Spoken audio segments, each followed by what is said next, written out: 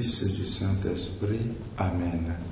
Bien-aimés dans le Seigneur, nous sommes au vendredi de la 3e semaine du temps de Carême. Vendredi, jour de jeûne et de pénitence. Que l'Esprit du Seigneur nous assiste et nous accompagne dans tout ce que nous allons faire aujourd'hui comme sacrifice. De l'Évangile de Jésus-Christ selon saint Marc. En ce temps-là, un scribe s'avança vers Jésus pour lui demander « Quel est le premier de tous les commandements ?» Jésus lui fit cette réponse « Voici le premier. Écoute, Israël, le Seigneur notre Dieu est l'unique Seigneur. Tu aimeras le Seigneur ton Dieu de tout ton cœur, de toute ton âme et de tout ton esprit, et de toute ta force. Et voici le second. Tu aimeras ton prochain comme toi-même.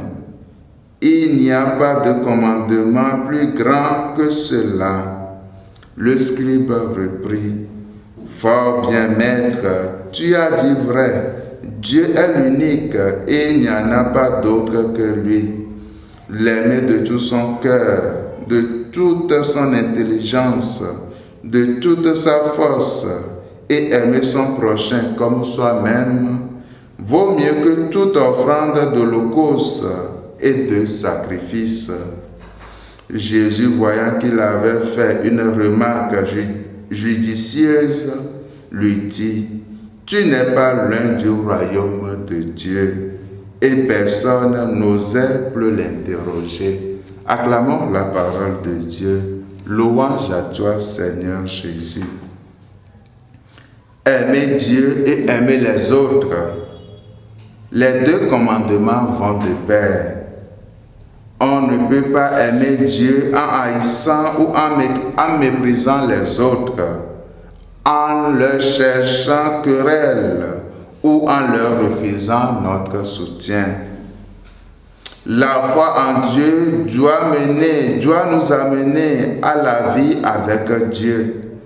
Cela ne peut se réduire à la simple récitation des prières toutes faites ou encore à aller à la messe chaque dimanche. Les actes de notre vie doivent aussi compter.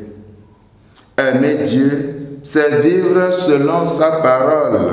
C'est mettre en pratique dans notre vie ses commandements. Et c'est vivre dans le respect d'autrui. Mes frères et sœurs, connaissons-nous encore les commandements de Dieu aujourd'hui? Savons-nous vivre dans le respect des autres, dans le respect de nous-mêmes?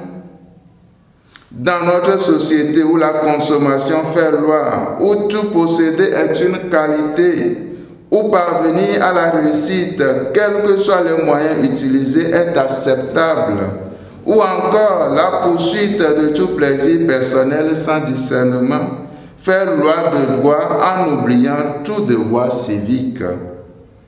Frères et sœurs, l'évangile de ce jour nous invite à relire notre vie à la lumière de l'amour véritable que nous avons pour Dieu et pour les autres. Que la Vierge Marie nous assiste et nous accompagne tout au long de cette journée, au nom du Père et du Fils et du Saint-Esprit. Amen.